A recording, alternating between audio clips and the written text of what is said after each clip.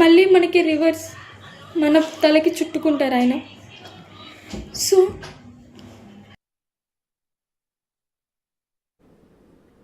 Right, ఇప్పుడు మనం చూసాం అఘోర బాధితురాలు ఏం మాట్లాడిందో మనం విన్నాము. అయితే అఘోర బాధితురాలకు సపోర్ట్గా అఘోరి అయితే తనకు వెళ్ళడం జరిగింది. అక్కడ ఆవిడ అఘోరాకి సంబంధించి కూడా ఆందోళన చేయడానికి కూడా అక్కడ సిద్ధంగా ఉన్నట్టు తెలుస్తుంది. అక్కడ పరిస్థితి ఏ విధంగా ఉందో ఒకసారి చూద్దాం.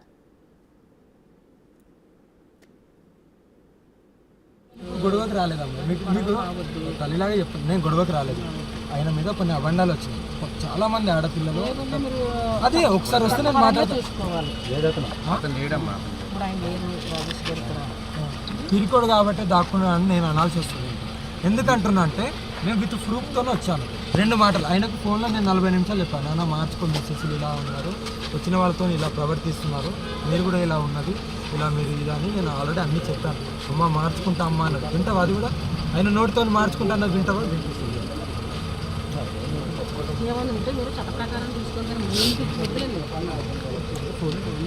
అంటే మాట్లాడడానికి వచ్చామ్మా, చట్టపరంగా వచ్చే వరకు ఉంటాను కదా. ఎక్కడ ఉండాలి?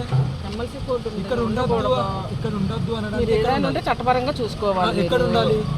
అరెస్ట్ చేయండి మన ఇక్కడికి వచ్చినందుకు అరెస్ట్ చేయండి అమ్మా. ఎంత తీసుకున్నాను అనేది నా దగ్గర డీటెయిల్స్ ఉంది. ఎవరితో ఎలా ప్రవర్తించిన డీటెయిల్స్ ఉంది. ఎవరెవరు అనేది నా దగ్గర డీటెయిల్స్ ఉంది.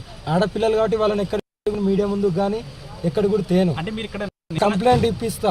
నిరసన చేయడానికి వచ్చారా? నిరసన కాదు, ఎందుకు చేస్తున్నావు ఇది మార్చుకొని హెచ్చరించడానికి వచ్చా.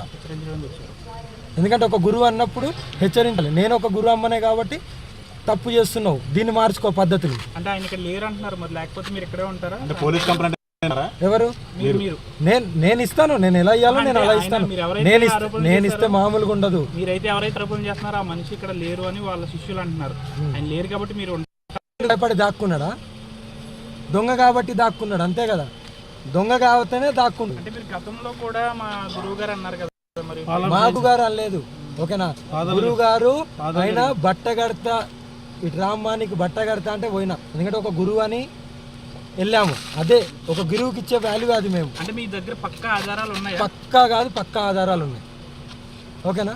ఆధారాలు లేని నేను మాట్లాడను. ఆధారాలు లేకపోతే ఇదే కారులో ఇక్కడ నేను దహనం అయిపోతా, ఓకేనా. ఇదే కారులో ఇప్పుడే మీరు చూస్తుండగానే ఆధారాలు లేకపోతే చూపిస్తాను, చూడండి ఆధారాలు. నేను ప్రశ్నించడానికే కదా వచ్చింది. నాకు ఏదో ఒకటి చెప్పమనండి, నేను మార్చు ఇలా చేయనని. ఫోన్లోనే 40 నిమిషాలు చెప్పాను. అది కాదు, మీ శిష్యులు ఇలా ఉన్నారు, మీ ప్రవర్తన ఇలా కొద్దిగా మార్చండి అని. కదా